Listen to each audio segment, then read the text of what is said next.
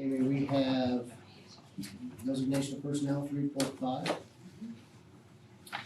A 3.7 approved FFA fundraiser. 4.2 employment additions. 7.1 non-resident enrollment capacity. Right. 7.3 capital outlay updates. Yes. And that is all we have here. Anybody else have anything? A motion to approve is amended. I'll second. Motion second, all in favor? Okay, consent agenda. Anybody have any questions or concerns there? No? Motion to approve the consent. Okay, I'll second. motion here, and a second right here, all in favor? Okay, personnel report. Faith, do you have anything that you need to add at this time? Does anybody have any questions? No, if you wanted, we could do an executive session for 15 minutes 15, okay.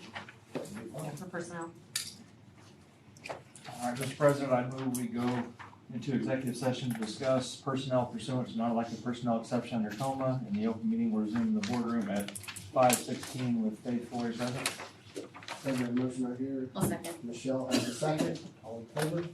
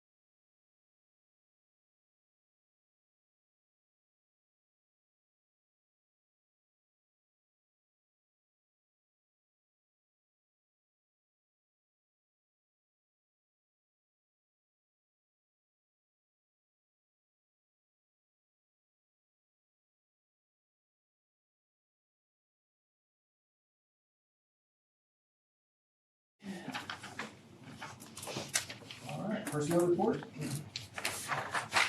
Motion to approve the personnel report as presented. All right, we have a motion. I'll second it. Second, all in favor? All right, administrators. Introduce What's that? Mr. Brian. Oh, yeah, he's here. Do you want to introduce? Sure. Do you want a stroller up here and?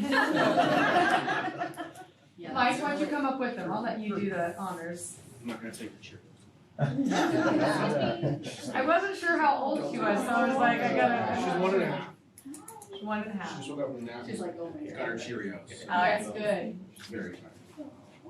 Okay, Yeah, go ahead. so this is Brian Murakami. He is going to take Austin's place as our new assistant principal AD at the middle school. Brian comes to us from Tonganoxie right now, formerly of Montana.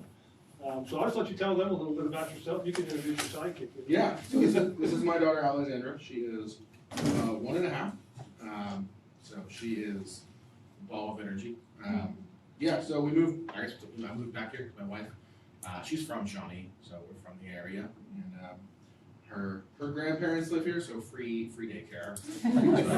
Main reason why I moved back here. But I'm super excited to get back into administration after teaching for a couple of years. And I'm really excited.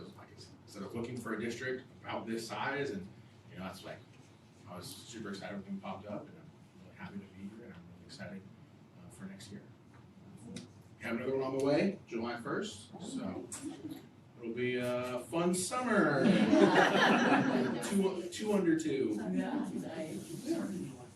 Excited to have you. Yeah, welcome. Welcome, yeah. Thank you. Thanks for coming. Thank you. Yeah. All right, now we can move on to administrators. You guys have any questions for us, sir?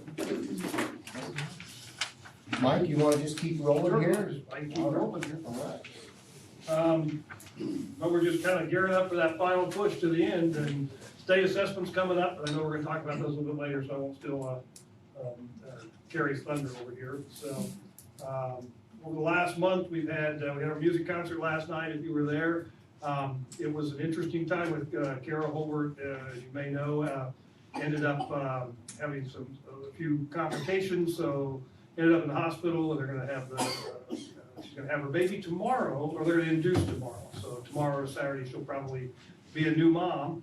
And so we kind of threw some extra, we got Bob Ball, who was the director here several years ago, and Lance Quilling stepped up to help out with the high school, and those two guys, two band directors, pulled off a choir concert last night. But we got through it, it went well, and really appreciate those guys stepping up to get it through it. We did have Allison Huffman was part of the KCDA middle level choir at the state music convention this year, so it was a pretty big honor. She was selected back in October, got to sing with over 200 singers in grades 5 through 7, so those are always kind of cool events for our kids to be part of.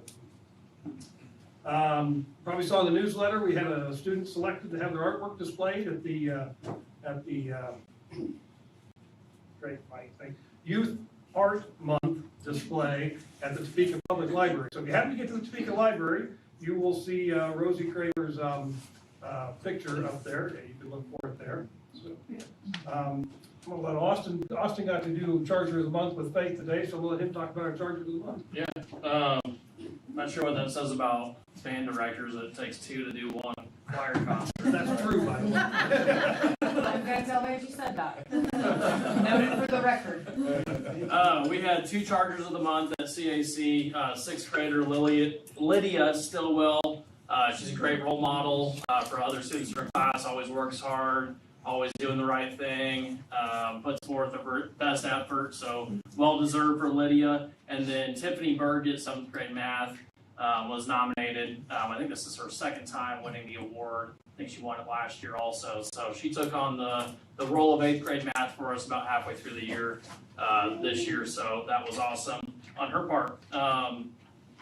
Activities-wise, at the junior high, 7th grade boys basketball finished second in the league a few weeks ago. They ended up with an 11-3 record in the league. 8th grade finished the season 3-11. They got better as the season went on. That's an improvement over where they were at last year. So they showed a lot of fight as they went on throughout the season.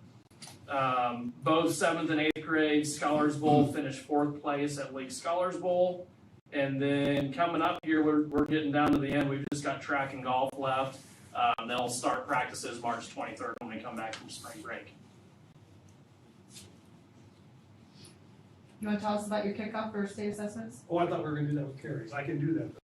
Oh, you're gonna do all that, okay, I didn't know if you will. Either way. Okay, I can go over that, yeah. So our teachers have really been focusing, so they've used both the fast bridge scores, which we're seeing some good growth in our reading and math and fast bridge scores, and especially in their in their CBM scores, which is hopeful for us that that's gonna show up on those state assessments. And then they're using the interim tests, which are the practice state assessment tests, to kind of find weaknesses. I know a couple of them have been using those things to do like bell ringer activities based around those weaknesses to try to build those skills. So we're very hopeful to see some really good results. We're gonna do a big kickoff, kind of a pep rally type thing. We've secured a top-notch motivational speaker, paid for it, and she's gonna come in and kind of give some motivation to the I kids. think I might dress up, I haven't decided what my costume might be, but I was thinking rock stars, because They there's will always love be that. rock stars They will on love it. that. Be rock stars. I'm not doing Post Malone. It's not You happening. I said if you dressed up like Post Malone, I would dress up as, who did I say? Do it. Who did I say I was gonna dress up for as?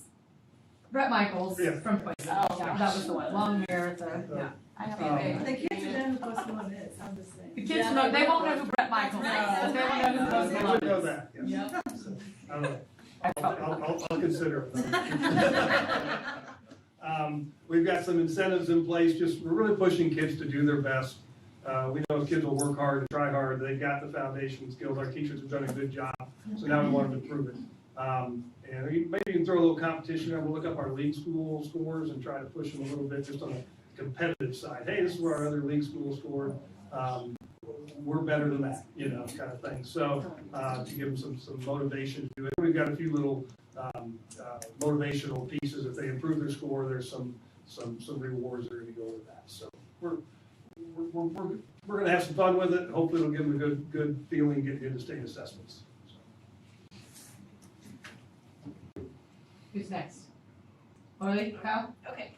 Our charger of the month was Elizabeth over for me. The kids were like, "Who's that?" Miss O. And she's not even here tonight, she's always here. I know. You don't know who that Miss is. O was our charger of the month.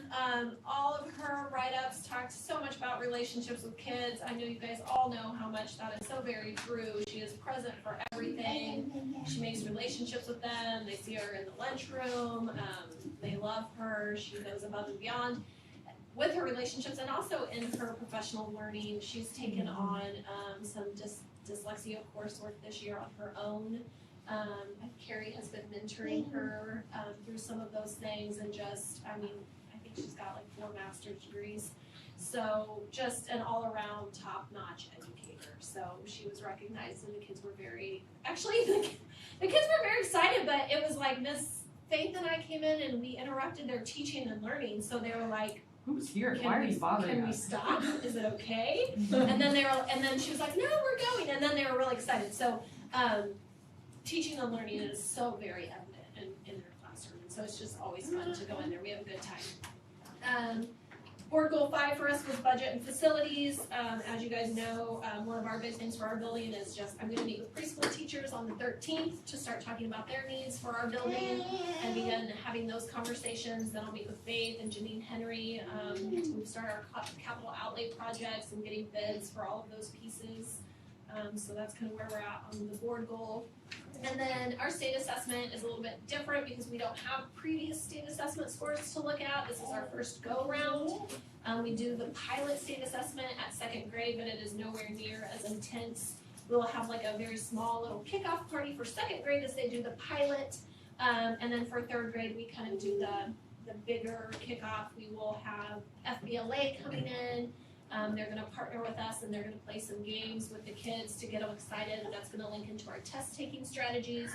We had excellent reviews from Parent Night last year where we brought the parents in and we did games with the kids to just get the parents, these are our test-taking strategies, this is how we're preparing, and just get parents to have those conversations with their kids. we will do our incentives with our bracelets, so we encourage them to take their time, use their test-taking strategies, raise their hands so that we can see that, yes, they've answered all their questions, and then they earn a charm for their bracelet. If they can earn 2 charms a day. 6 out of 8 charms means they get to take part of the foam party at the end of the school year. And then the new ante is we've been partnering with Prism from KSDE, and they're helping us understand our interims better, and then we're helping them understand what we need as a school better. And we had a really great meeting with them, Carrie and I and Miss Sabrina Grinke, and we were thinking, what else can we do? So we're going to use our interims, our report cards, our summative tests, and just the teachers have a really good grasp of where the kids are going to score, but it's sometimes it's a lot, you guys. It's a long test, a lot of motivation, and so they're going to work with their kids to set individual wigs of I want to get a 1 or I want to get a 2 or I want to get a 3, but we're not using that language. We're using the report card language. Like a 4 is exceeding standards, a 3 is this. And they're going to set goals with their kids to achieve using all of their knowledge, attainable goals. And if they meet one of their goals, like either on ELA or math, they can earn an extra field trip. Because this group is working really hard. We're trying to get them they're very competitive, so we're trying to bring in that competitive edge. And we do a lot with interims, so we now do mystery students, so they never know we're going to be who we're looking for to exhibit those, and if they did those while practicing on the interims, they earn a free visa. So lots and lots of motivation for them. But the biggest thing, and I'll tell you that the State Department is listening to us, is we have talked to them so very in depth of when our 3rd graders are answering the questions, some of them are fill in the blank. Some of them are drag and drop. Some of them are cross the lines. Fill in the blank. They like 7 or 8 ways to answer questions on this test, and we are like, that is too much for our kids. And they've listened, and I think they are truly considering, like at the 3rd grade level, like starting to layer it in for them, so that we're not focusing on do you know how to take a test versus do you know the information. So that's the biggest thing that's came from our Prism meetings. So that was a lot. I'm sorry. Okay, that's awesome. Ready? Go, Kyle. It's been a good research study. It has. It's been so great, and they do listen. So at the high school, start off with Chargers of the Month. So we had the honor of having a classified staff member selected as Charger of the Month, Leslie Hutter, our paraeducator. She is a very consistent presence that does all the extras and takes on other responsibilities. She's a great asset to the school, so a wonderful selection. Definitely happy to be able to honor her. For students, this is kind of a proud parent moment. Gretchen Huizinga was selected as the Charger of the Month. The vast majority of you know who Gretchen is, so she's a great representation of what we want at the school, what it is to be a charter, what charters stand for. So another wonderful individual to highlight. They called her the school boss. That was listed on her. She's the school boss.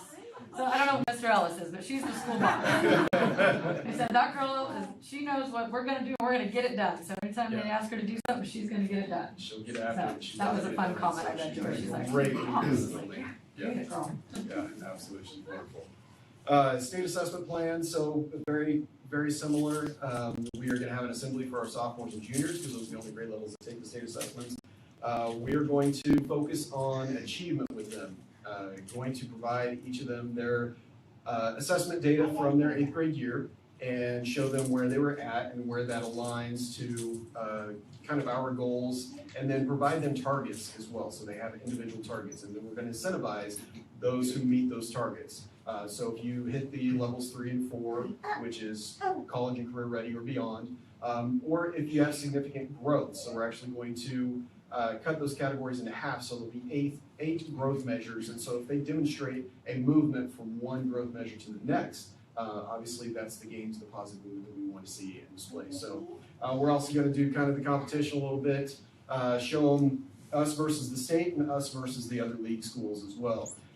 And county schools, I did find it interesting when showing that to staff, how worked up the staff got when they saw that, wait a minute, Baldwin beat us in an area, or wait a minute, and everybody had their own select school they were comparing to, so it was pretty entertaining to see that.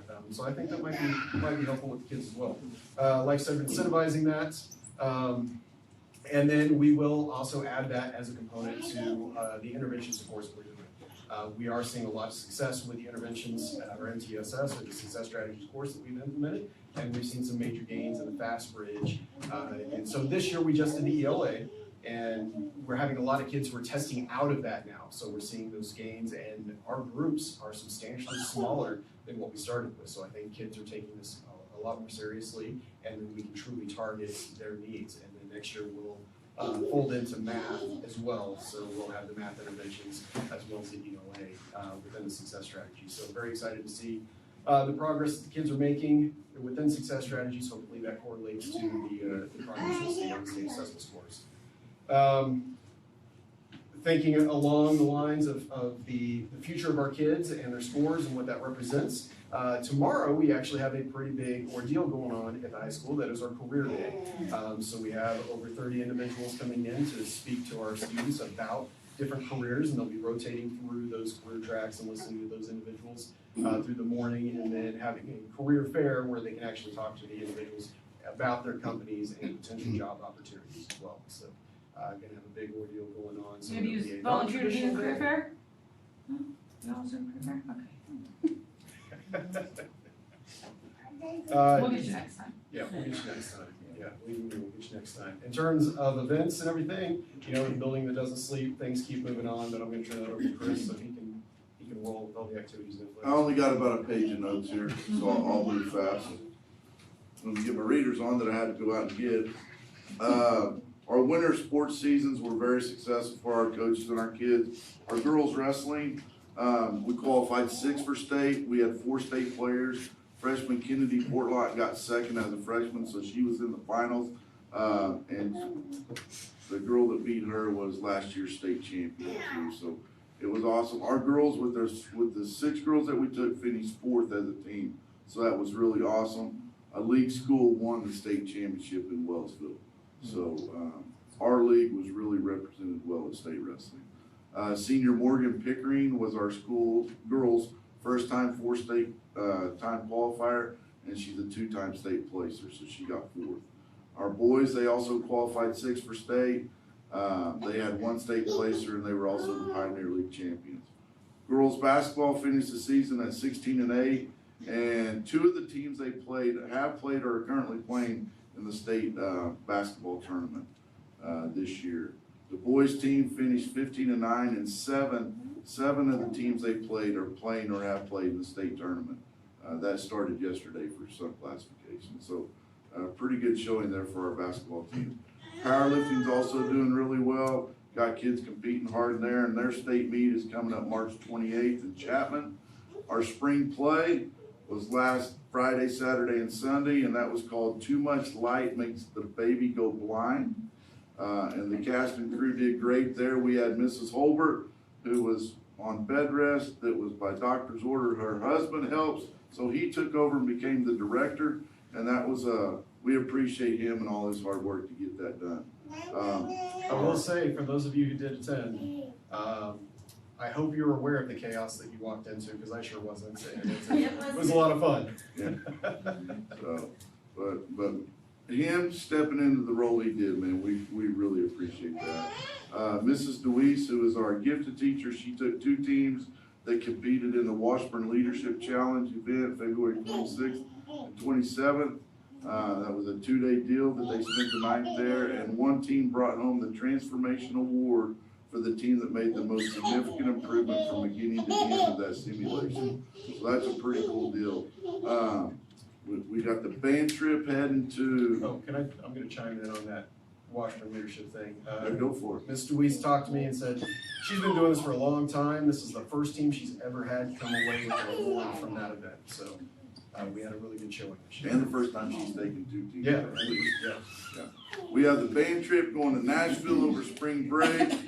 Our spring sports are underway with baseball, softball, boys golf, track and field. We have over 120 kids competing in those activities this spring. Cheer tryouts are going on right now. Dance tryouts happen when we get back from spring break. League band and choir is the Tuesday we get back from spring break. Obviously, our games are starting up and our meets. State testing at the leadership conference. We have an art show going on at the Topeka Mall. Prom, don't forget prom, April 11th in Topeka. Band and choir state competition, state forensics. Mrs. Burgett, what's up? And that's just to name a few. Good job, Chris. Way to Any get through it all. questions on that? Spring is busy, rock and roll. School will be out. And bless Talisha for finding subs for all of our activities. That is a difficult task. If you want a sub, let us know. We can put you to work. Oh, I like that. Board member someday. All right. Okay, I have one more charge of the month. I have an update real quick. Oh, sorry, Carrie, forgot, you got some important stuff. I was hidden back here. Sorry, go ahead. Right, I know, you couldn't see me. Just our state assessments, we do ELA and math, grades 3 through 8 and 10, science, grades 5, 8, and 11. We start testing March 31st at the CAC in high school. And then our testing concludes April 24th.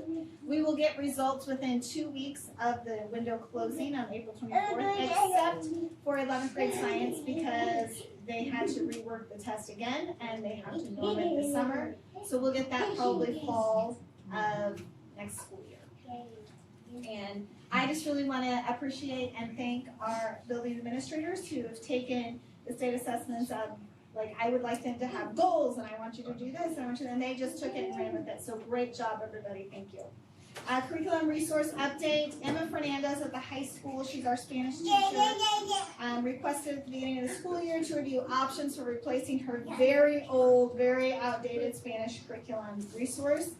So we got her several options, several samples. She piloted several of them. She ended up choosing, it's a Spanish word, Reporteros, levels 1 and 2 as her preferred resource, and it comes with student and teacher consumables, student textbooks, student and teacher digital access with a 5-year subscription, and that's going to be $10,000, and that will be grades 9 through 12. So we'll have that for her. And the ELA high school teachers have also requested a curriculum resource review for this year, so I got them 3 sample resources: McGraw-Hill Study Sync, Savas My Perspectives, and HMH Into Literature. The team piloted all 3 resources in their classrooms for several months. After the pilot, the team unanimously selected McGraw-Hill Study Sync as their preferred resource. They also ran it through AI, the scope and sequence for each of those resources compared to state assessment, not state assessment, state standards for Kansas, and see which matched up the best. And the one that they chose, Study Sync, was the one that matched up the best. So that worked out really well. And the team is also reviewing the ELA course offerings at the high school that will begin next year. And so they're gonna bring all of this proposal to you guys April or May, depending on our final enrollment numbers, and once we've finished all of our enrollment conferences at the high school, so we know kind of more where everybody's gonna fall. Once we get that, our final quote from the company, and then they're gonna figure out their final course offerings that they wanna do, and then they're gonna bring that to you guys in April or May. So that's about all I have. Any questions? Awesome, thank you. Okay, one more charge of the month. Preschooler, Moreland Baldwin, got our charge of the month for February. He's made a lot of games this year in preschool. It's been so good for him. Behaviors, kindness, working and playing with peers, following directions, getting school readiness skills. So he's had a lot of extra special skill sets growing and learning this school year. His dad brought in a ton of pumpkins over Halloween. Our whole gym was full of them, and so he was so excited to share his pumpkins. It was from his pumpkin patch with all of his friends in his class. So anyway, we wanted to give a shout out to Moreland Baldwin. They call him Mo. So Mo. Okay, that's all we got. Good. All right. That brings us to 7.1, non-resident enrollment capacity. Yep. All right, per Kansas statute 7231232, 24, and 26, the Board of Education needs to approve the recommendations from administration regarding out-of-district enrollment. So what we look at each year is what we believe we are projecting. So current enrollment is that first box. It's what we are currently now head count as of 3/11/26, not FTE. I'm doing head count here based on how many kids I have in seats at school, not just funding. I look at funding as well, that's FTE, but this is how much space I got, how many teachers I've got, how much room I've got, all those things. So right now, that's our current head count enrollment. Projected numbers are the box down below. So we pad and we predict things about preschool and kindergarten quite differently than we do 1st through 12th grade. Right now, as I've talked to you about this for 3 years now, we have declining enrollment. We've had declining enrollment, steady declining enrollment since the early 2000s. We've lost almost 400 kids in our school district since the early 2000s. In the last couple of years, we had a fast-paced loss because we are replacing our seniors who are exiting. Our larger class sizes, 75 to 85 kids, are exiting, and we're replacing those with around 55 to 65 kids per class size. So we're seeing just a change in the numbers of kids coming in and the number of kids rolling out. So this is a statewide thing. This is not a unique to Santa Fe Trail, a birth rate. There's a lot of things we've talked about during reconfiguration discussions on why that happens. So based on that, however, I know that sometimes kids just show up that maybe we didn't see in preschool or we didn't capture in our birth to 5 screenings that we do. We host 6 screenings a year, so that also helps us capture how many kids we know might come. Sometimes we don't get 3-year-olds don't always come and they show up when they're 4-year-olds, vice versa. Sometimes they go to child care facilities or they're in-home daycare type things. And so we usually get a lot of that information though because we do partner with all of our area home daycares and city daycares. So we usually know where they're at even if they're not here. So based on those predictions, we pad kindergarten a little bit to come in. Last year we had a little bit bigger push than we normally do, but I've padded to prepare for that. So those are my projections down below there in that box. And then what we are looking at for capacity. So based on what we know with those 2 former boxes, this is what we are looking at for acceptance into each grade level based on the sections number. So the red number is the capacity, the black number is the number of teachers in that section, K through 5. So that's why 6 through 12, you don't see the black number, okay? And how many kids we believe, based on the values of our class sizes that we look at and what we believe is best practice, what I believe we value as a rural district to not have 35 kids in a class, that is what we believe we can take right now. We can adjust that. So if we get into the school year and we lose more kids, we can come back and adjust that and say, we could take 5 more first graders, or we could take these types of things. But as of now, these are our projections. This is what I'd like the board approve. This will help me go through then the state statute's requirement for a lottery. If we get an influx of kids in a certain grade level, I have to put them through a lottery process. We also review students in good standing.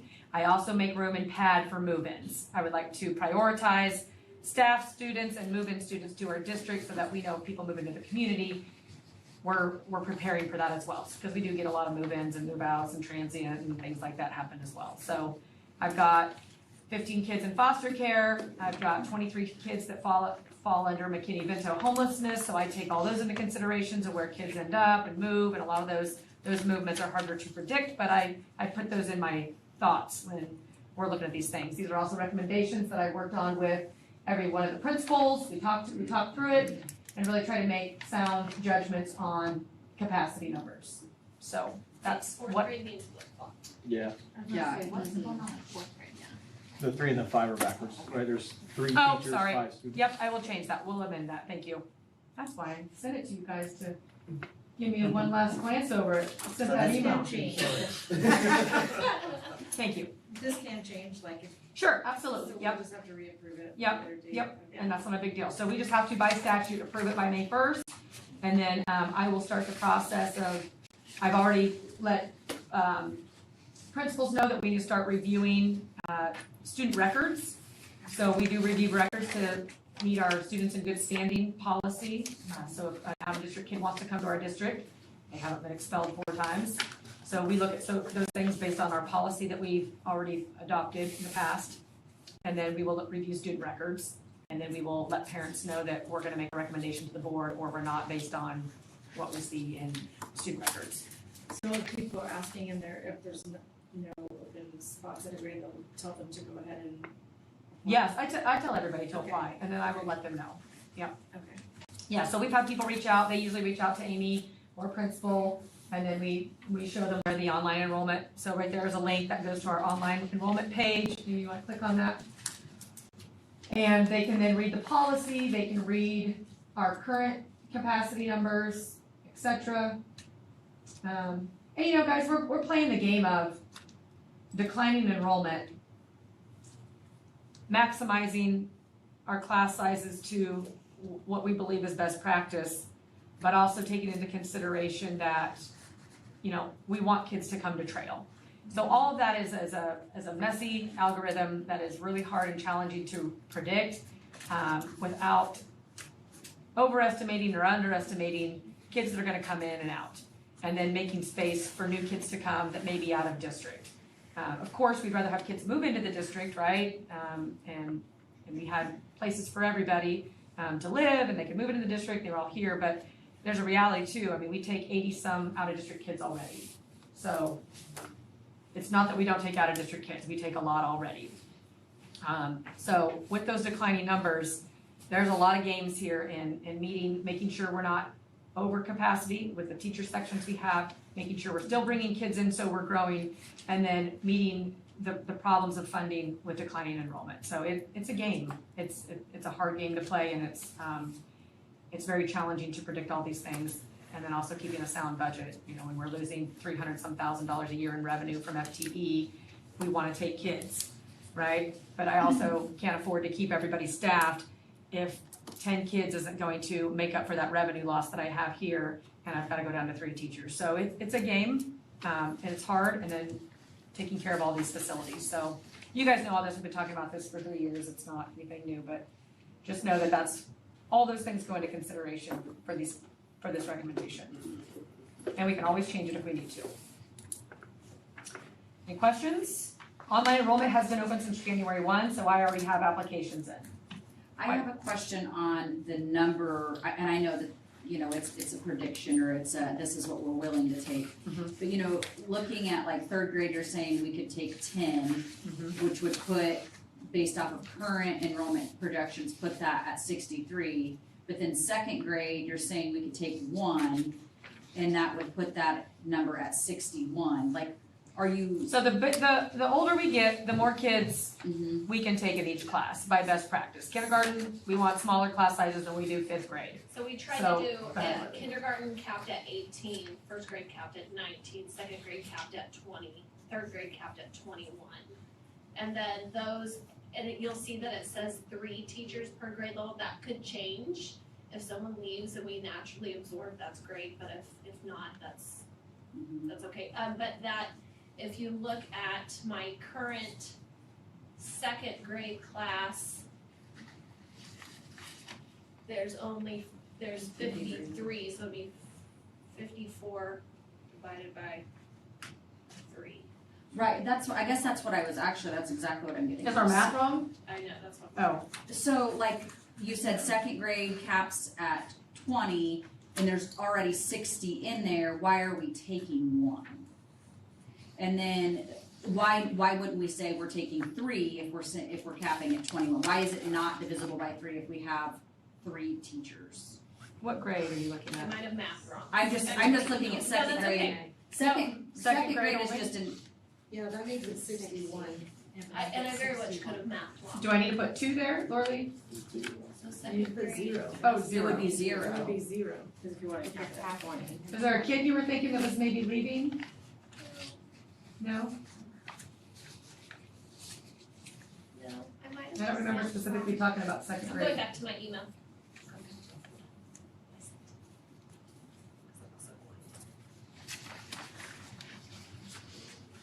So that's the only one that doesn't. Nope, that's good. I'm glad you catch that.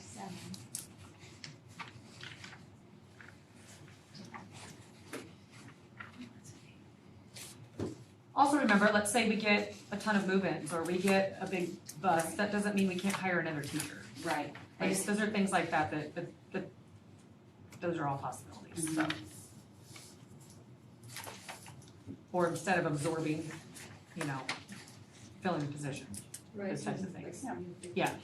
Because we currently have an extra section, we have a section in Overbrook right now currently that has 4 staff members in it. That's 3rd grade currently. So we can move that 3rd grade teacher to a different grade level too, to meet the needs of a bubble. And we get bubble, you will get a bubble, we will get a bubble. We'll have a rando class come in of 80. That may happen down the road. That's happened in our history. You can look at our trend data and it just goes like this. So it's not that that won't ever happen. So I don't want to say that we can't ever fill positions and we're absorbing everything. Yeah. That's not what we're doing either. And that's. What we're trying to do is right size, I guess, is how I'm describing this. That's 4th grade you're talking about. Yeah. Are they 4 teachers in 5th grade as well? 5th grade, yeah. Okay, 4 and 3rd and 4 and 5th. okay.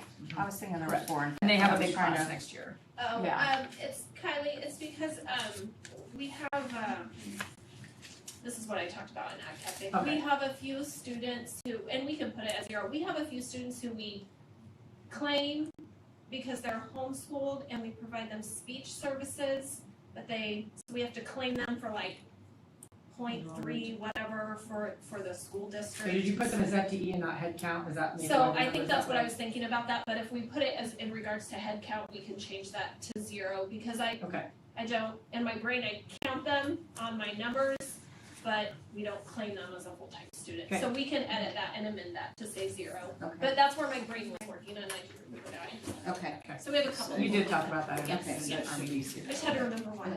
Okay, so we need to amend or edit before we approve this with the edit of 2nd grade, 0 to 3, Yes. and 4th grade, switcheroo. Gotcha. That would be 3 though, right? Sorry. 5 to 3. Yeah. Right. 5 to 3, not 3 to 5. Right. 5 to 3. Okay, good. All right, that's easy. We can fix that.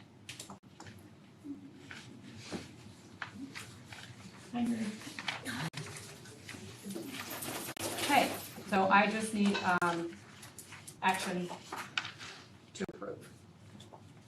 As recommended. I'll make a motion to approve as Amy has presented there. I do have one more question, I'm sorry. I was just doing the math. Are we trying to get 100 for each, for 9th, 10th, 11th, 12th? Yep. Then 9th needs to be corrected. Oh, Too, geez. right? Am I 74 plus 24 is not 100? 26. Am I reading, am I looking at that I one? have to put my administrator through math class. That should be 26. We did. I wasn't the one who typed it. I typed in what you told me to type in.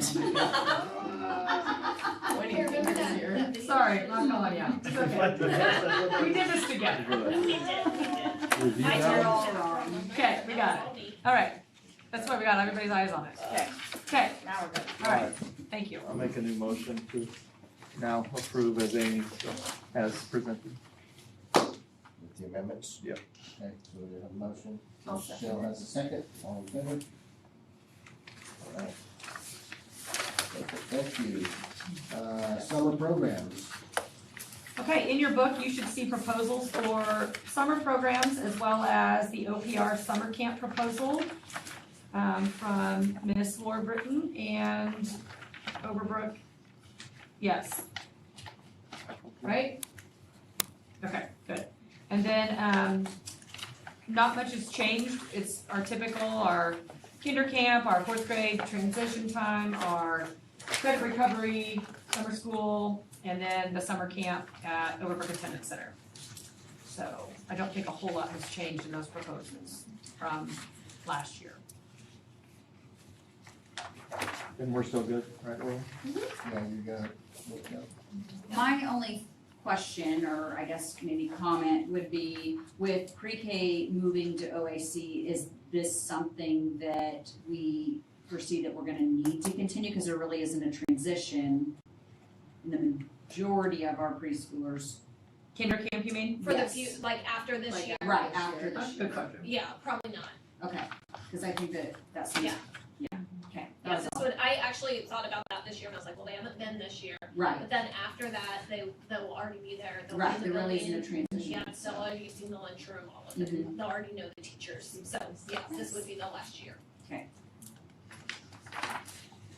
Need a motion? Just need a motion. All right, I'll make a motion to move forward to approve the summer programs. Okay, Justin has a motion, Jamie has a second, all in favor? Perfect.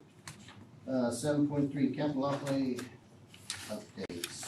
Okay, we are working through quite a few bids, quite a few projects. What I need you to approve tonight is a window bid for Carbondale at $23,000 with Track Roofing and Construction, who we've done window business with. They have a state contract.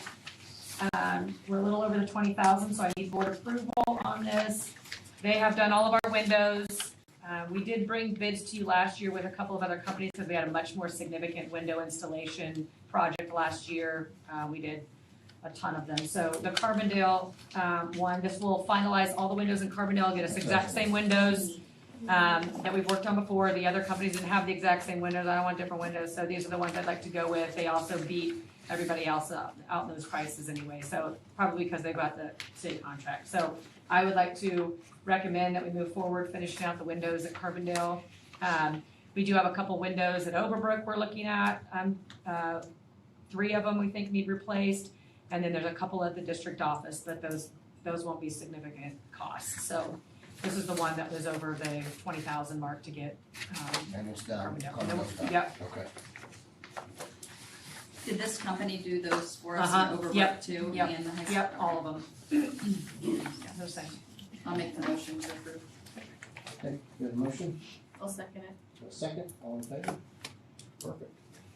Okay, I'd also like to ask you about a couple of other large projects. So right now, based on our facilities assessment, things we've gone through with HTK and looking at priorities within our facilities assessment, 2 of our largest projects that are gonna need some attention here sooner than later, which I know we've talked about being in a bond. If a bond passes, doesn't pass, some of these things are gonna need some immediate attention. I've got an HVAC control system on top of Carbondale that is, if it fails, we're in a lot of trouble. So that is a urgent priority. I have gotten some estimates on it. We are looking at about $230,000 project to replace that entire system.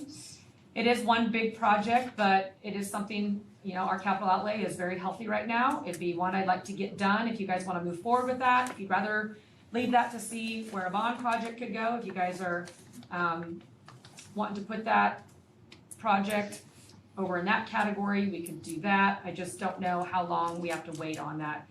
The other one is just to get your appetite on a roof project on the gym at Carbondale that's got a problem in our, I'm gonna read it to you, just so I use the correct construction terms here.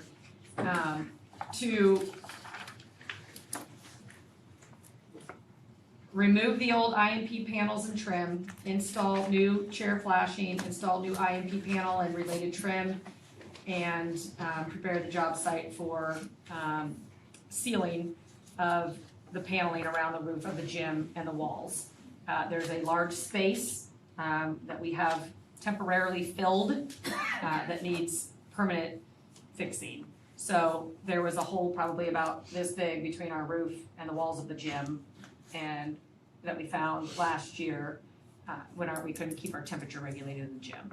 So Midwest Coating came out and gave me just an estimate. I am gonna call another company to come out just to see if these guys are on par with what the real cost would be, and we're looking at about $316,000 replacement for that. So these are very large projects. I just wanted to get your appetite for these, or if these are things you'd like to throw into a bond. We can do one large project a year. We can afford that, and also take into consideration all the other needs that we pull out of capital outlay. Right now, our carpet rotation every year, updating all of our lights every year, doing our painting every year, all the maintenance things that we do each year. The smaller projects, we also have to take uniforms and athletic stuff out of capital outlay. We have offset and supplemented our general fund with custodial salaries out of capital outlay.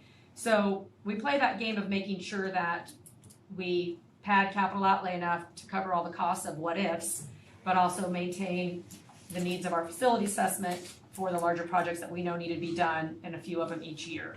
So the window project's been a big one for us. We've been replacing windows throughout the district. That's been a large one. So when we have roof projects or we have construction projects that, like Mr. Ellis's foundation at the high school, that is a massive issue that's gonna have to be taken care of at some point, capital outlay is gonna be real hard to cover all those costs. So, but I feel confident and comfortable doing one large, between $300,000 to $500,000 a year, each year, and recommending those to you if we can still maintain a healthy capital outlay budget. However, these are things we could try for in a bond, and see what the community's palette is for it. So what I would like from you is your guidance. I can bring you full-on bids. If you want to wait, I'm not going to waste my time doing that. If you want to go ahead and make decisions about bonds here in the next meeting or two to put these projects in there. They're already calculated in HTK in these now, especially the HVAC. So, So in the gym, they have done a temporary repair. yes, That is working for now. yes, yeah, and it's working for now. So- It That is. was gonna, yeah. Yes, So that- it is. So that It's is, sealed up. it's not gonna last forever, but it's working for now. Correct. And But the HVAC, yeah. in my opinion, is something we need to move forward. Because number one, we have not moved forward with bond. We don't know that we are, for Correct. sure. Correct. We do need to maintain this, and if we can do one a year, I think we need to at least start looking into that, whether we do it or not. Okay, and I can take, and then HTK can take that HVAC out of this project that's currently in here if you wanna go, if you wanna leave that from there. I think so. But that doesn't sound like It isn't. that would be very good if it goes out next winter. Yeah. Would be- No, that would not be We good. need that. No. I think we should get that. And then, the others would be, my principals, my athletic directors have been looking at our gym floors. They haven't been refinished in many, many years. Our high school's got some issues, that are gonna eventually need fixed. I wanna see what your appetite was to get a bid on resurfacing one of our 3 gym floors. We could rotate them and get them all done. They all need work. Obviously, the high school gets utilized the most, and then the junior high, and then Overbrook. And we're just talking about usage of them and, competitions, things like that. So, however, we have PE every day in Overbrook. We have PE every day in all these gyms. So we can't afford to do all of them, but we can afford to do one this year. I've already got it budgeted. It's gonna range between 40 to 60,000 depending on what scope of work we want done. So I've asked the gentleman to look at volleyball court lines, basketball court lines, multiple volleyball court lines, so going horizontal and then going vertical, the sections of the court that need to be mounted for nets, things like that, logos that go on the floor, things like that. All of those things add more money to the quote. So I can bring you an actual bid as well, but I want to see what your appetite was to either move forward with that or if you want to wait and do that down the road because our gym floors are going to be okay. But I wanted to see if you guys were okay with that. I do have it budgeted already, and I do think we can afford it. So I would recommend we do the high school first, and then go from there with the other 2 gyms the next year. I think the Yeah. high school needs redone. Yeah, and I'm scared if we do carbon down, then something happens with the roof, might ruin our floors. So, let's not do that. Yeah, I think we need to investigate that further. We Okay. still have to get the. Yes, so I'll get formal bids for you. If it goes out there. Yep, I'll get some formal bids. I do have an estimate, and it was literally between like $40 and $60,000 depending on what we do with it based on a company I talked with the other day. Lines are painted. Okay. And I've talked to quite a few companies. Chris has talked to a company, Greg and I have talked to a couple companies, so we'll get a formal bid if you guys have an appetite for it. Yeah. Okay, all right. I think that is all. Everything else right now, On the HVAC for Carbondale, that was the controls and the replacement of the HVAC? And that was you said 230? 238 is the estimate I have, yes. Do you need an approval? No, I wanna get another one. Yeah, I wanna get more. another I was just round. looking at the ones that we had Oh, for. in this one, In there's a that one? bit of Yeah. discrepancy. But that's a good bid, considering I got an estimate a couple years ago on it, and it hasn't gone up a ton, so. 238. Okay, You good? Yep. Okay, that will bring us to, 7.4, reconfiguration, and Mr. Brady has asked if he could join in, have some comments to us possibly, or whatever. However you wanna move Sure. forward. Okay, well, Faith, I'll let you get started, and okay, we'll go from there. so tonight I would like the board to, think about some commitments to our scope of work. Currently, our scope of work that HTK has put together is the same dollar amount, but it's 2 campuses or 3 campuses. With that scope of work, the election question currently is what we've reviewed in December that we did not take action on. Because that timeline has surpassed, we are no longer, obviously, we didn't meet the March 3rd election date, so we now have options for an August or a November election. So I think what I'd like the board to really commit to is, which would allow me to go get you the paperwork you need to make a resolution, would be, are we doing 2 or 3 campuses? Are we good with that same dollar amount, which is the same, essentially the same on both of them, it's just a different language that would go on the ballot? And which month would you like to run that election? And if we need to have any more discussions. I didn't bring HTK in tonight because I felt like we just needed to finalize some things. And then whatever the board decides on, I will bring paperwork. You don't have to make a resolution tonight for an election. I need to go get the paperwork from the bond council on August or November, whichever one the board would like to entertain, and then you guys can officially vote on it at another meeting with that resolution. I did send you some pros and cons on August and November elections. I think it really just depends. Amy is still waiting back from the clerk to hear on fees, but I believe it's a primary and then a general, so I don't believe either election is going to cost us anything this time, because we have that. August, school hasn't started, so. And I think a lot of people, because when it would be August, what? 4th, I believe it's the 4th. Amy, can you look up that election date? 3rd or 4th? I just think a lot of people. Vacation. Yeah. You know, is that really the best time for voter turnout? Sure. You know, and are we kind of, people aren't quite in the back of the swing of things of schools, or are we thinking about getting people out to an election? Sure. I don't know. I personally, I think August is a bad time. Okay. For me, I'm one person, but I think November. 4th, okay, it's the 4th. I think November, we're back in school, we're back in the swing of things. I don't know. I think we have. Okay. Maybe better turnout, more stuff's on the ballot at that time too. I'm gonna pull up. Other thoughts on that, on election dates?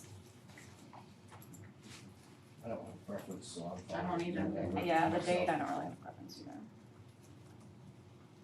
So I think if you're wanting to, if we are sending out information to the public, so they know what the bond is about, what they would be voting on, if a yes campaign forms, through the steering committee, those types of things, the communication aspect, I think either one, we have enough time to do all those things. I think, yes, looking at the polls and voter turnout, Not that I wanna. a general election tends to bring more. That's just my 2 cents on it. Costs will probably likely go up, I'm guessing. I think the longer we wait, the more expensive everything is getting. And I think right now, there's a lot of unknowns about the economy. So I think there's some questions on that regardless. It's really gonna be up to you guys on what you think is the most valuable for our patrons to go vote. Enough time to get information to the public, enough time to meet with the public again, and we can spend the whole summer. The summer's a good time to go to each town and talk about the election and the bond and what's in the project, what it entails, taxing, what it's gonna cost people, things like that. So I'm not worried about the time frame really. It does, if you push to November and the bond fails and you guys wanna run a different project for a different dollar amount in March, which would be the next time we could run another election. So if you wanna do that, that doesn't give us as much time. That's a quick turnaround because you gotta change the bond project, the bond total amount, all those things have to change. You can't run the same project twice. So, I'd rather focus on what we think is the right thing to do now Okay. and not worry about that if it fails, what I do just as a secondary. I mean, I Sure. think we're pushing forward what we think is the best thing at this point, right? sure, absolutely. If the public doesn't, if we put it in the public's hands, if they don't like it, then we'll figure out what they want. And if that takes us longer than a month, it takes us longer than a month, or whatever that is. Maybe I'm wrong on that, but. No, I agree. No, I think yeah. that, unfortunately, I think that that's happened in the past, and, there's been some regret. I don't wanna just try to run a bond just to do a bond Yep. and get something. I wanna do what we feel like is the right thing to do. We put a lot of It time into takes more this. time after that because the public wasn't happy with whatever it was. And we need to educate them why we think this is the right thing. And move forward. So, I mean, that being said, I guess I'm okay with November. Yeah. As far as what we do, what question it is, that could be the consensus. Okay. Anybody else? Justin? November, August 30, no preference. Feel free to jump in, Mr. Brady. You did ask for some time. If you have anything you'd like to say, go ahead also. Well, I'd just like to thank you guys for the work you're doing addressing the grade reconfiguration, and it's well overdue.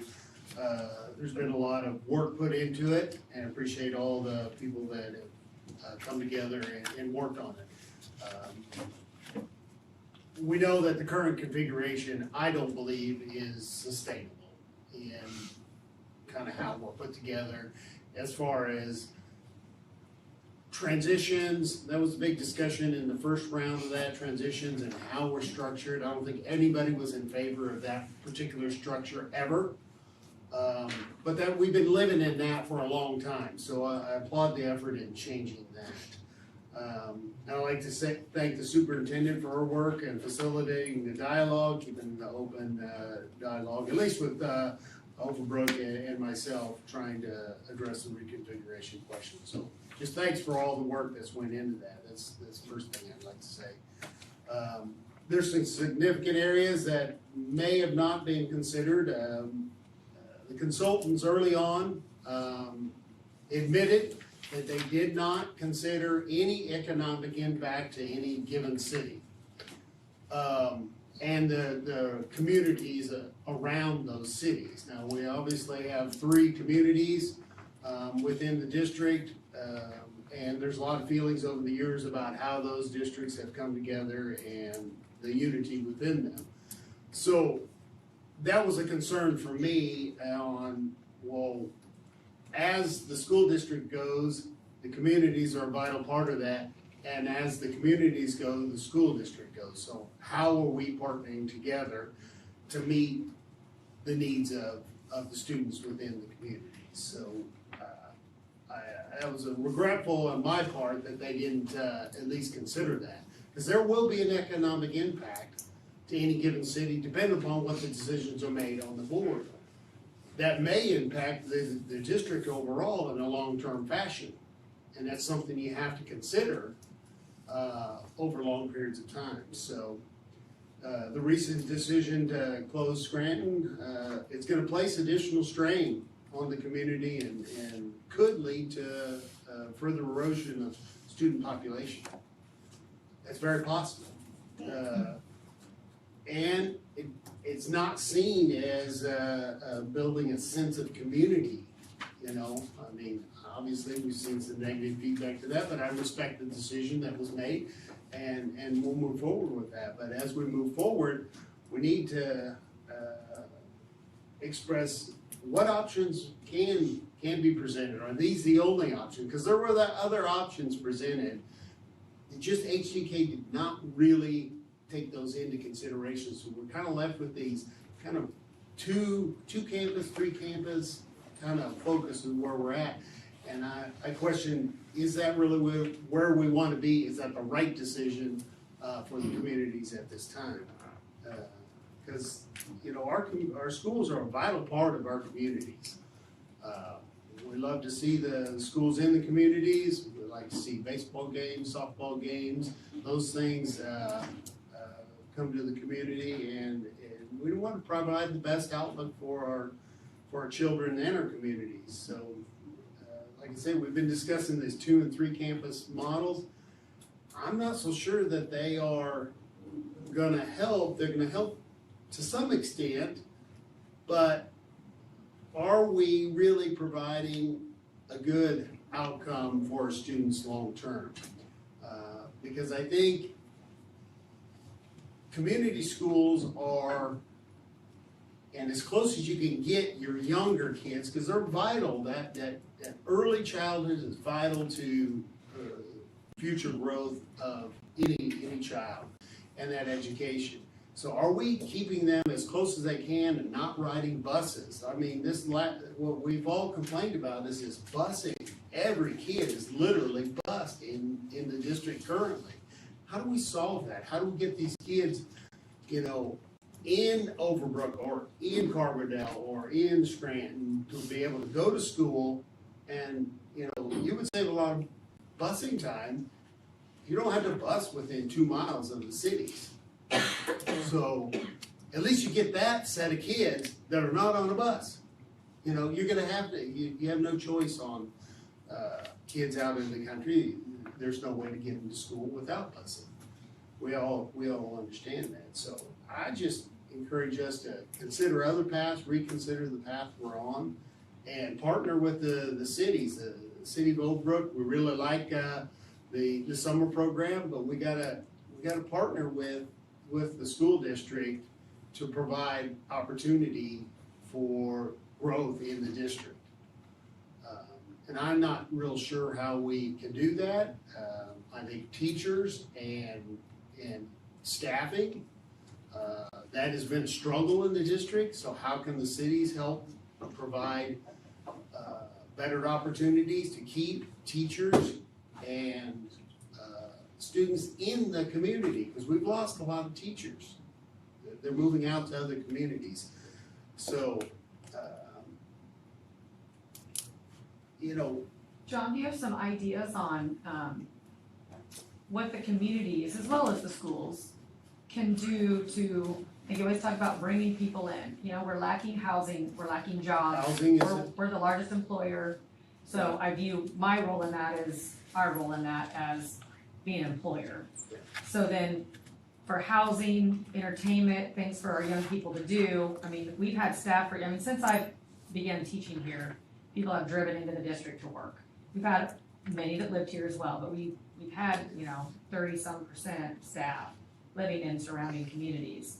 I have a lot of new teachers I hire, and it's hard for them to find places to live here, things like that. So what do you view as the community's role as well in some of this partnership? You know, I don't know whether it would be, there's lots of opportunities, but other districts have provided stipends or housing, at a city level for teachers to move to their town and, hey, come teach in this district for 5 years or whatever. Some type of program like that may be helpful. Do you have some houses I could? Right, But I think we had an interesting idea the other day about partnering with our community to gather some money up, build a house, sell that house at a reasonable cost. Sure.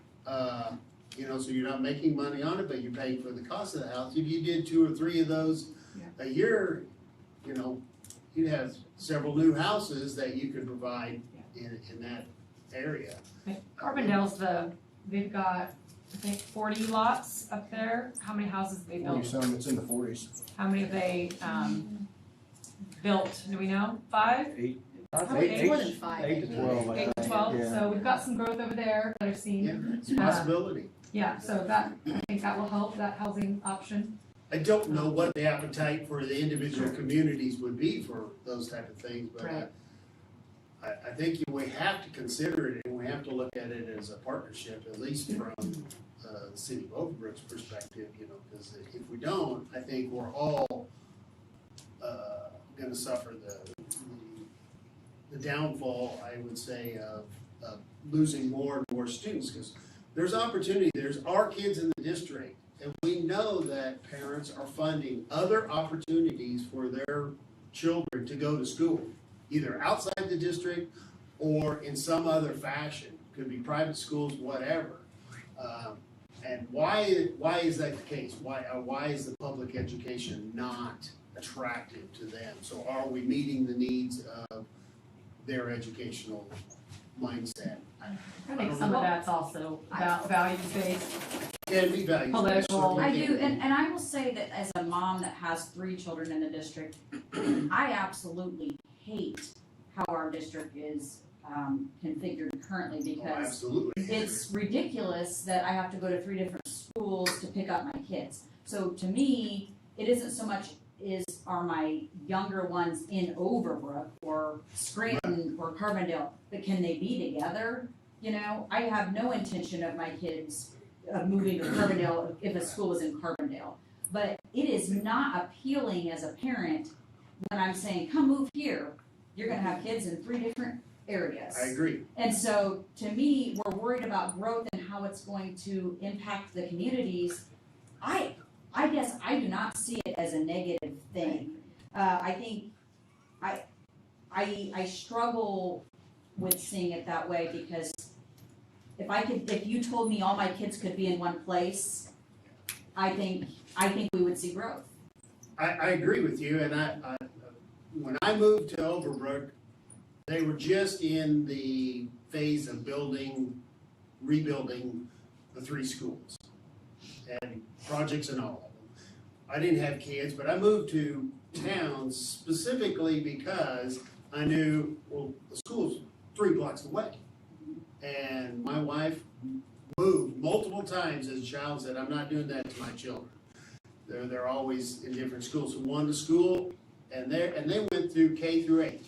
Now, I understand the discussion about K through 8 was difficult in sports and a variety of other opportunities. But from a school perspective, in education, that really worked well, because they're in the same school, it was close, they could walk, and it worked out well. Now, I had some heartburn about the sports programs with the 3 different schools and maintaining those junior highs. There's some problems there, I get it. Well, we could have addressed that issue in a different fashion that was done. Then we went to this odd configuration we're in now. We've been living here for a long time.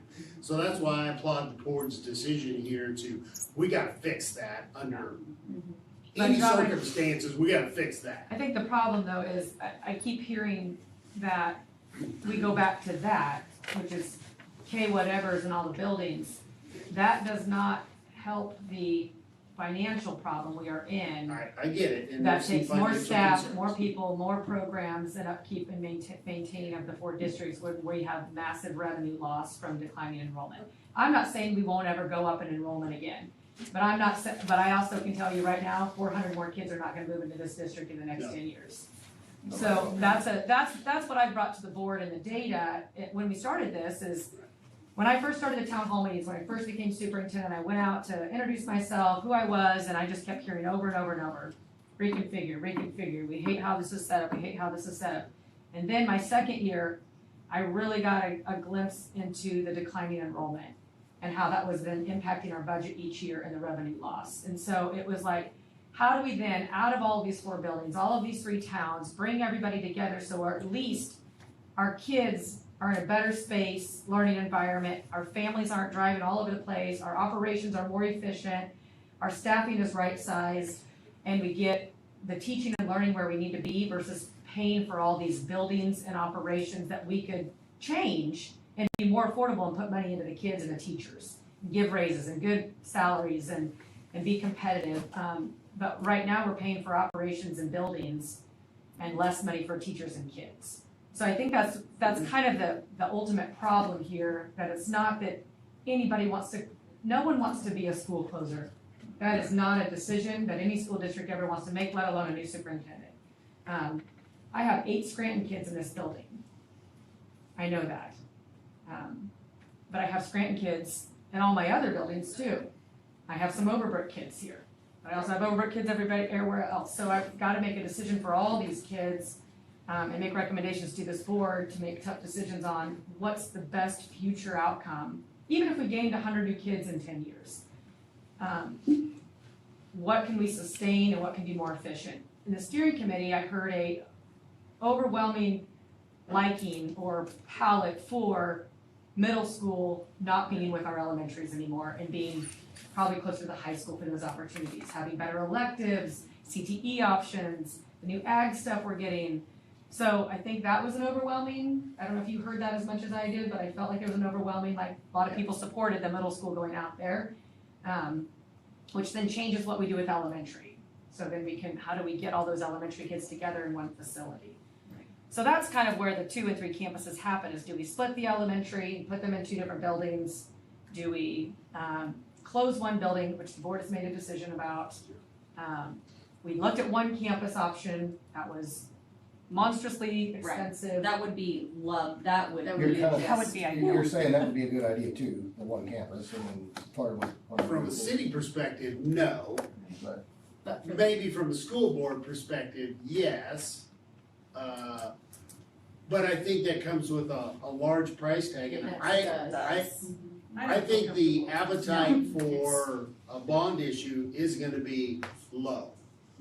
I think economic factors are high, and you're asking folks to really pay a lot more money in these 2 and 3 campus options in what you're having for how much benefit. I don't know that it has not been clearly articulated as to how that would, what benefits that would have, and then how you proceed, even with closing this particular building. What's the next steps? How do we see that as it's obvious the board would like to divest itself of the building. Well, what does that do for the community, or how does the community then repurpose? What do they do? What's the plan there? And that's where I think if you're gonna make those decisions, where do you partner with the city to help make any type of transition like that? I will say, I think we've all made it clear, we are not just washing our hands of a building. And we all feel, at least I know I do, I feel morally obligated to make sure this building doesn't sit vacant and turns into something that can be utilized. You know, we talked about Allen County using it, and honestly, in my opinion, that would bring a lot more foot traffic, adult foot traffic, that can actually purchase things through this community than preschoolers would, who are most are bused to Carbondale or Scranton. Yeah, my preschoolers aren't going to the Casey's. Yes. My 14 adults have, I feel like, done a good job of eating at our local places. I cater from here, I buy local goods. I supported Trace Baker's restaurant, Scranton Tavern, go to the Casey's and get things, so, but there's not very many adults in this building. So we've tried really hard to continue to support while we're here. That's not been something that anybody's wanted to, but Allen County coming here not only could be good foot traffic for Scranton, but also programming for our kids, for our adults. They could get certificates and learn a technical skill, get an associate's degree. And it's not gonna be the same program that was in Burlingame. But our negotiations with Allen County, which we will talk about tonight in this very agenda item, is going to be about a partnership with Allen County that also partners with the city, so that the city can still use the building. We could still use it for some operations for busing. We talked about this, I didn't share a lot at the last board meeting because I don't wanna make promises until all those things are set in stone, because then I said something and it looks a little different. So, but all those things, the board is committed to, and we've all thought about talking through and working with on a partnership. Allen County's a great partnership. In a technical program, I think would be great here because they're gonna offer things that other area technical schools are not. We have staff that could already be adjunct instructors for the community college. We just got a welding grant. We talked about how we could have a welding space here, provide precision ag and other things, and use the buildings, and kids would be here. I think we actually have more kids in here than what we do right now. And then other area high schools could use it as well. So I just think it's a good boost for the county as well as the city. And while not losing the services for our local students, like where are you gonna drop off for busing or Yeah. Oh, yeah. the food services. Yeah, that and they we're are so concerned open to about. all of that, and so I feel very confident about that partnership. So, They want to do something long-term also. absolutely they do. Yeah.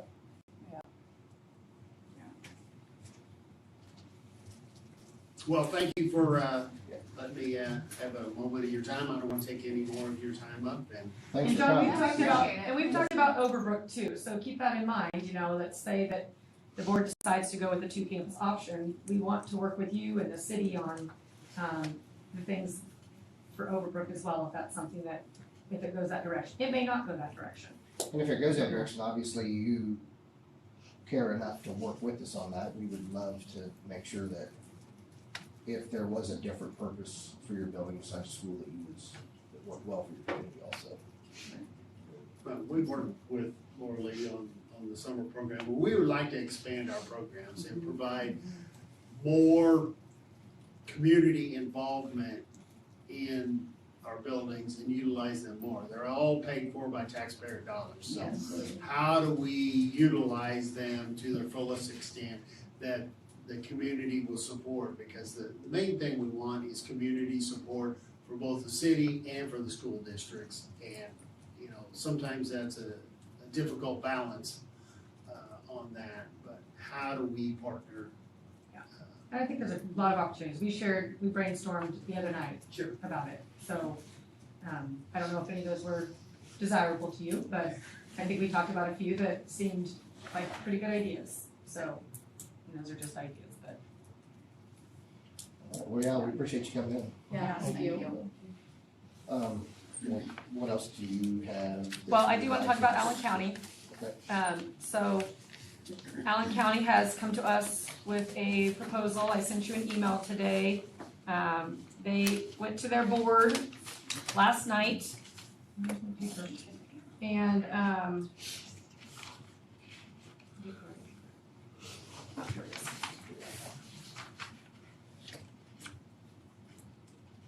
do you guys have any of that in front of you? Okay.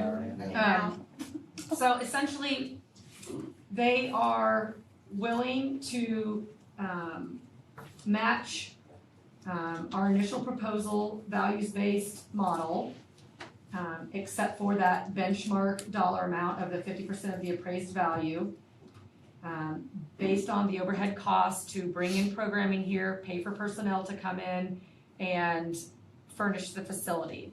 So what they would like to propose is that we sell the building for very low dollar amount, like sell it for $1. They come in, take over the facility, take over the expenses of the district. We put a clawback in there that the district gets the building back if the facility and the programming does not sustain over the 10-year period that we've asked them to commit to. There's also provisions in there for scholarships for and tuition reductions for all of our students, as well as we could put in there, graduates of 2 years out, whatever it may be. But they agreed to all of those things in our proposal that we put forward to them, except for that initial benchmark cost of the building. What I talked to the board or their school president about was, a lot of community colleges partner with the school districts that are in the cities that they work with. They share buildings, they take over buildings, they build student programs within those buildings, and they schools are not, there's not a big market to sell schools out there. And you've got to think of it and look at it a little bit differently than your home. I know this building is worth a lot of money, but the likelihood of someone coming in, buying this building, and being able to take over the expenses of it, as well as remodel it into something other than a school, is a tremendous amount of cost. I'm not saying there's not someone out there that would be willing to buy it, but they're gonna be willing to come into Scranton, and have something here that is, if it's a private business, that is lucrative to them. But you're saying So- we have a clawback clause, so if they take this building and take over maintenance, all the expenses required with this, and then whenever they're done with it, it reverts back to us. Yes, if something happens and the So we're program taking- Only Only within the 10 years, What if though, it's right? 10 Well, we can plus? put that, we can counter with whatever you would like. This is just their initial offer that, she said on the 10 years, she said the proposed 10-year commitment is reasonable, although our hope and our commitment is that we could do forever. That partnership is long-term, and a time frame that is an asset for this community for many decades. So, they seem very confident that it will be longer than 10 years with the technical program and So what I their guess- studies have done around the so area for with the me- programs they wanna offer. Yeah, and so for me, I guess what I would like to see is if we're gonna get the building back, so it would, once they're done using it, it's still gonna be for the use of our district or our taxpayers. But if they go in and spend hundreds of thousands of dollars on a parking lot or a new building or whatever, we're not gonna pay them for that. No. We're getting the property back. Right, so, So if they make improvements, and they're able to maintain this, because They're what gonna if we maintain get this this, yes. dilapidated building back that we have to put hundreds of thousands of dollars in just to make it? That's what I was talking to Faith about, and would it be better for us to then lease? well, I guess to Versus me, it would be, yeah, I sell. mean, but then our lease would have to be high enough for us to put new roofs on and maintain it. Well, with the understanding that they would still maintain. Well, yeah. I talked to the We have Perry it. superintendent, and he told me that they currently lease a building to the city for $1 a year. But in that contract lease, they take care of the property insurance, all the capital outlay costs, maintenance costs. The only thing they put in the provisions to share was the parking lot, that they would share the cost of the upkeep of the parking lot. That was the only agreement. Otherwise, they took over essentially all costs of the building, and the city took it over. And so their entire city's right there by the school district. They said it's very convenient. They offset their meetings so they can attend meetings, so, but it is a lease. They It's said just a wording, basically. it's just wording, lease, or, if it's for $1, it's Right. a little bit It's different. less, you're not transferring hands of ownership. And to me, I guess, you could always go about that if we see that they're being really successful, but it just makes it feel like we have a little more control of how this affects our Scranton students, Sure. to me. Yeah. And Well, maybe, And I'm interested in what benefits can our community and students get and I know they have to make some money to maintain the place. Sure. So I'm not saying everybody can have a free education for life or whatever, but even after high school, if a kid, say, goes to the military, then comes back and they're 20 years old, can they still have a chance to take some classes while they're deciding or whatever? like if they live in the Is district that or any sense something, at a reduced Yeah. rate or Like a something? senior If you're a program. trail graduate or trail alum, old man Tanner Black can't just come take every class he wants for free or anything, right? But like you said, And maybe they a also couple have, years they out also or have state something. laws they have to follow Sure. too with Right. their provisions for But- funding. But what benefit can we extend Yes, one to hundred our percent. students? And it does say that in her letter, I mean, it doesn't say exactly what they would need. And then the programs, that they wanna start with, and then they believe they can expand on, are health occupations for CNA, CMA, EMT, CDL, precision ag, and then general education. And that's just to start with, she said. She goes, I believe those could expand. She talked about welding in addition to the precision ag, which would be the technical piece of ag and drones and other technologies in agriculture. And then the welding to help partner with us, because we may not get a CTE building that's gonna be super compliant for welding, unless we redo the basement down there and get welding down there, but we're gonna have to do some work to get welding in there, so they could use our welding machines in there, here, and our students could do welding and then also get college credit for it, like dual credit, so that would be a bonus. Yeah. So you'd have an ag class and a pathway that'll also offer you some credits, so I think that's also. and we could tie that into our FFA. Mm-hmm. Sure, yeah, so. This would be kind of like going to Washburn Tech, right? Yeah. Kind of a Mhm. similar. It'd be right here. A couple miles down the road.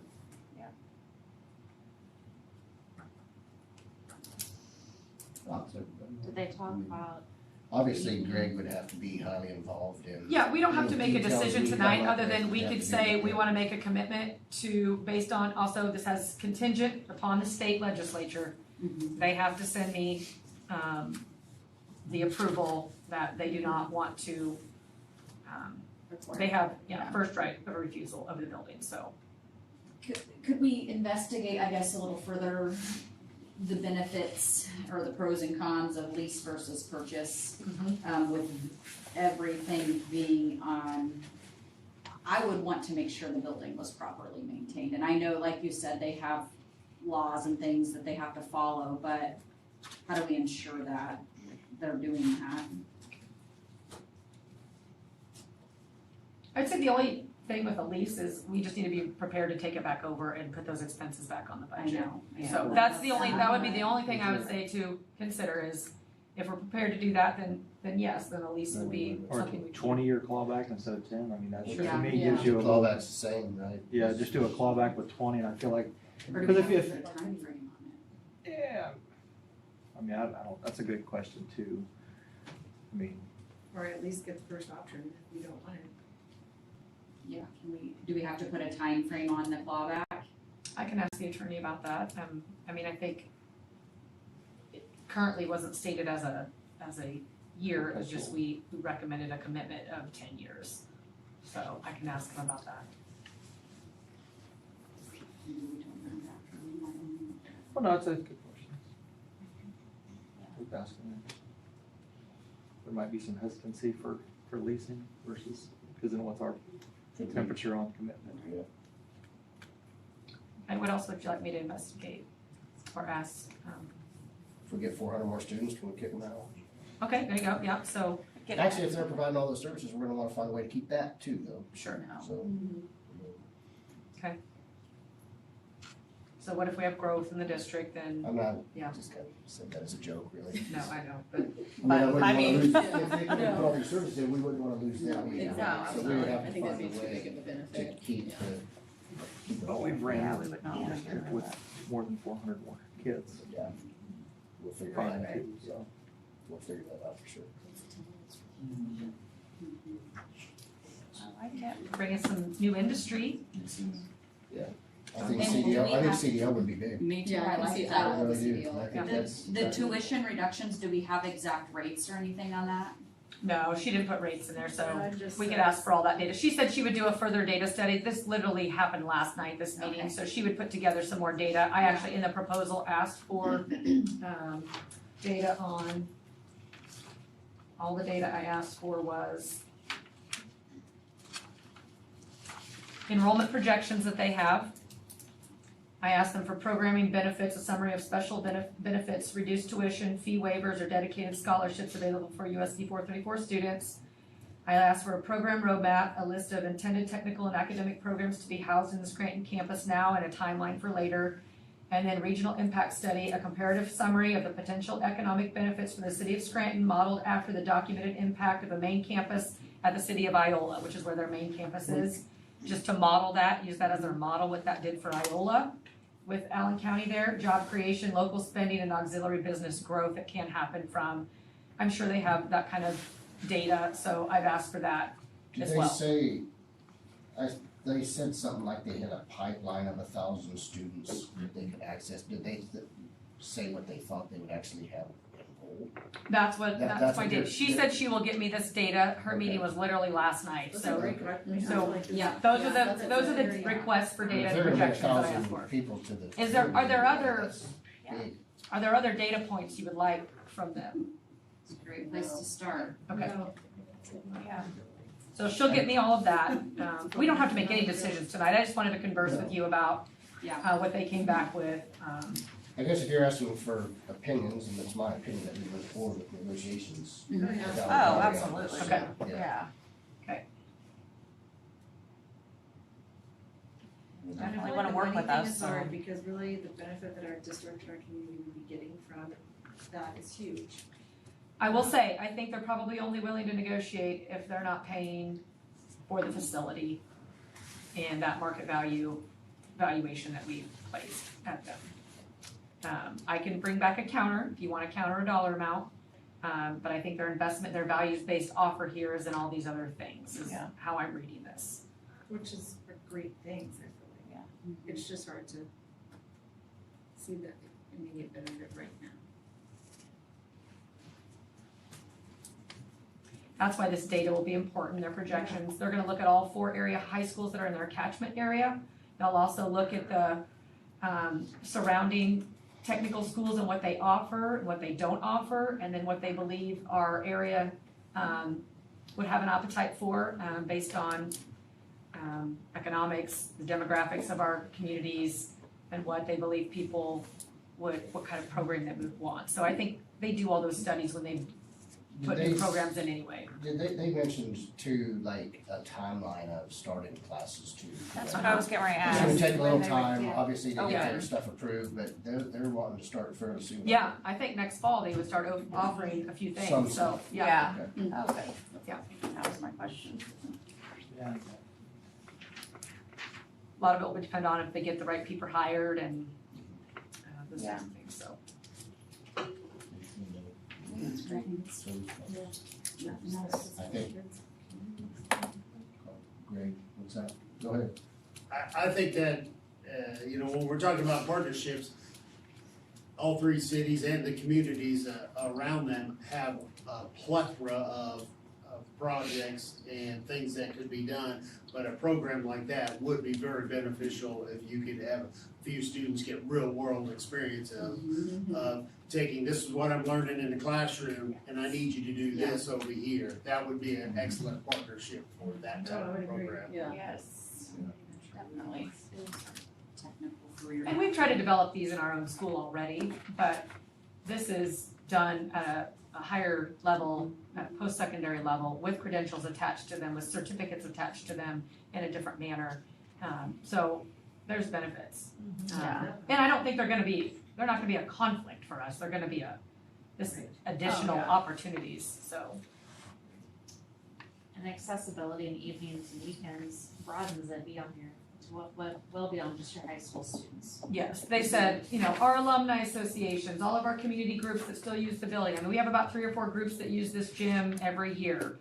We have rec groups come in here and practice. They were open-minded to all of that. Our transportation still using their lots, our frontage roads out here of the school for pickup and drop-off, things like that. I talked to them about the summer meals, which are non-congregate, where they just come in the front door, grab their lunches and go. Our kids pull up on their bikes every summer. I love them. They come in every summer. I get about 8 or 9 of them. Every summer they come in, give them their lunches So a and lot of that's go. not- So all nothing's that, changed all they on said, that. none of that is a problem. We're absolutely open to all of that. They even said, we'd love to go to Scranton City Council and talk to them about any additional things, once these negotiations start, that the city would like to see. So I think that's a great first step for Allen County, to go talk to them as well. So I like that commitment to the city as well. I see. Make sure you're talking with Greg and. Okay. Work Okay. move forward. Okay. That's Perfect. good. That's exciting. All right. Is it something, sorry, just one more thing to add, is it something maybe we could invite the Scranton mayor if they had any? Of course. I think that would be a good idea. Yes. If they had any thoughts on that. Yep, I'm happy to do that. Good. Sorry. All right. That will bring us to, spring online enrollment, 7.5. All right, we are looking to change our enrollment date to open earlier. We open in July, and we gotta get 1,000 kids enrolled in a month, and it's sometimes very challenging. So Mr. Lohmeyer looked into a way to open online enrollment without losing the rollover data that we've struggled with in the past, and to make sure, so we roll over things like schedules, student data, things like that, but he can separately open enrollment where we can start getting kids re-registered that are returning to school, get them in, helps us with projections also on numbers. If some kids aren't returning or we got new kids coming in, whatever, we can have better data sooner, earlier, and I think we'll get more kids enrolled before we can. I think when you're in the school mode, parents are still in the school mode. You get in July and parents are like, I'll do it next week, I'll do it, and then school rolls around and they're still not enrolled. So lots of schools do this, lots of bigger schools do this because they've got to get that data soon. Like they need to know their data. So I think it would be very beneficial to us to open it. We're gonna shoot for an April 13th date, I believe, that we said April 13th date. And open online enrollment. Parents can still pay fees whenever throughout the summer. They don't have to do all that right then and there. We will maintain some of the same data collection, but we're gonna try to minimize some of the things that we don't need parents to click yes or do the, so we're gonna try to minimize some of that, clean that up. We've got a lot of just box checky things that aren't even necessary to be there. So we're gonna try to condense it so it's even quicker. It's gotten better every year. Every year we're getting better. So I talked to Andy about some things that, I would rather, instead of having parents say, yes, I read this policy or this handbook or these things, or that, saying, here's where all our policies are. Here's where all our handbooks are. Please take a look at these. Check. Got it. Versus 4 pages of it. Yeah. Right? And even if they don't check the box, it's still a policy. It's still board approved. It's still our rules and our laws here at the school district. So some of those things are a little irrelevant. They're not needed. So I've talked to Andy about it. There are things that are, like we have to show that, we're FERPA compliant and we are Title IX compliant and civil rights compliant and all these things. So those things will be in there, but there's other things that they're just not necessary. So we're gonna clean some of that up so it'll be a quick process. So, if you guys want to formally approve it, you can, for a spring, you don't have to, it's just an operational thing. I wanted to have a discussion. Yeah, I think it's a great idea. I'd like to bring it to you. You're all parents. You guys are the ones that enroll kids, so if you I got do any. have a question.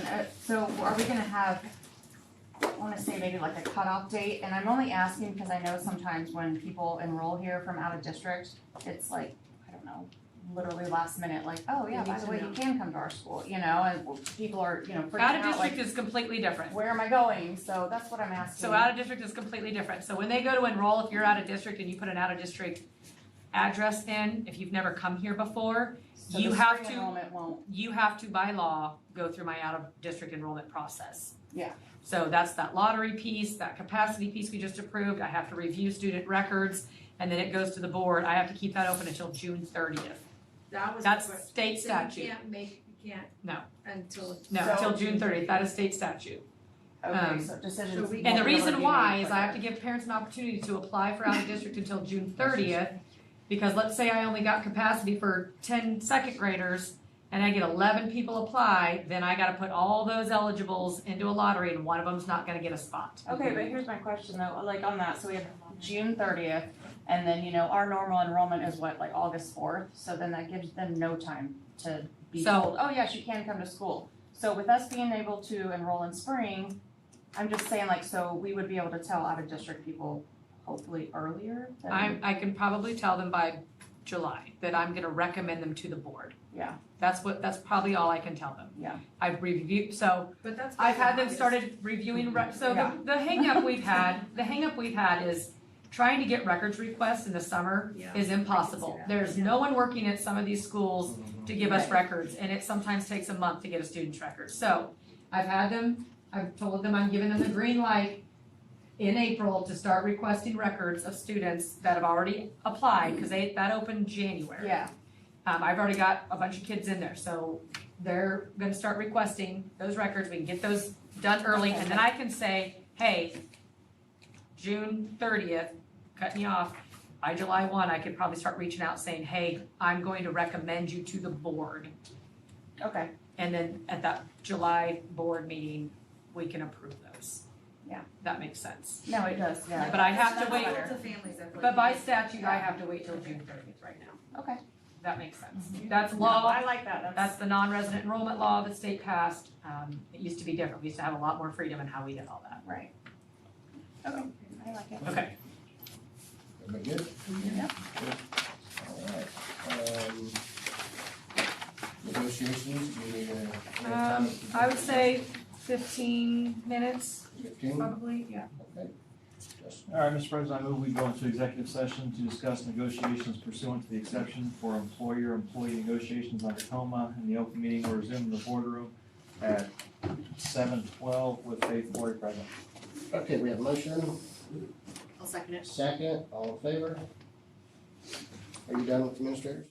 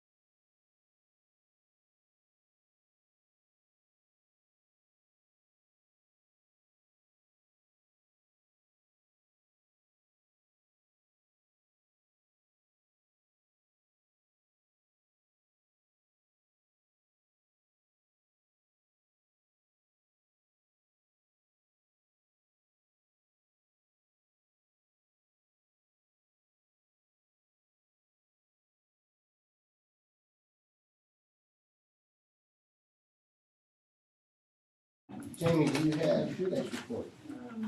Yesterday, Monday, we have hired a new, just met, email to everyone. Yeah, we haven't made it publicly announced. Okay. 3 Lakes has hired a new special ed director, William or Bill Clark from Mission Valley. So, we'll start. July 1? Yes. He's already been to a couple budget meetings, reviewed things, he's already in it, so. Asked him if he could bring some great pictures with him. Oh, no. Anybody got questions about that? Nope. Nope. All right, we're adjourned. Thank you all for coming.